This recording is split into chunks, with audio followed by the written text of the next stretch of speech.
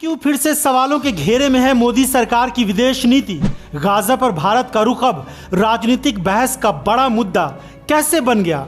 सोनिया गांधी के आरोपों के बाद मोदी सरकार की विदेश नीति को लेकर आए सियासी भूचाल की असली वजह क्या है?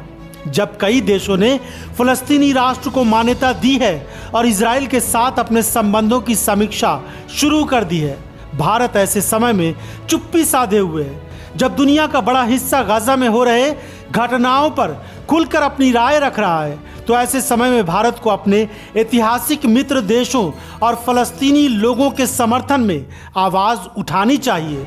ये राय है सोनिया गांधी की।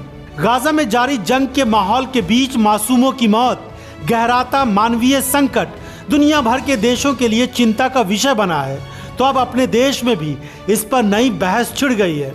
कांग्रेस संसदीय दल की प्रमुख सोनिया गांधी ने मोदी सरकार की निरंतर चुप्पी पर गहरे सवाल उठाए हैं। उन्होंने लिखा है कि भारत को गाजा और फलस्तीन के मुद्दे पर अब स्पष्ट, मुखर और नैतिक रुख अपनाना चाहिए। सोनिया गांधी के इस लेख के बाद इस मुद्दे पर खूब चर्चा होने लगी है। सत्ता पक्ष से सवाल किए जा रहे हैं, आखिर क्या है सोनिया गांधी के आरोप और इस पर क्यों छिड़ी है सियासी बहस?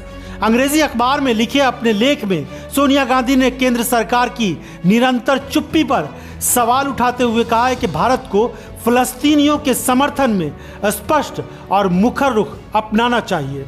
सोनिया गांधी ने अपने लेख में संयुक्त राष्ट्र की स्वतंत्र अंतर्राष्ट्रीय जांच आयोग की रिपोर्ट का जिक्र करते हुए कहा है कि गाजा में बच्चों को सुनियोजित तरीके से निशाना बनाया जा रहा है और वहां की मानवीय स्थिति लगातार भयावह होती जा रही है।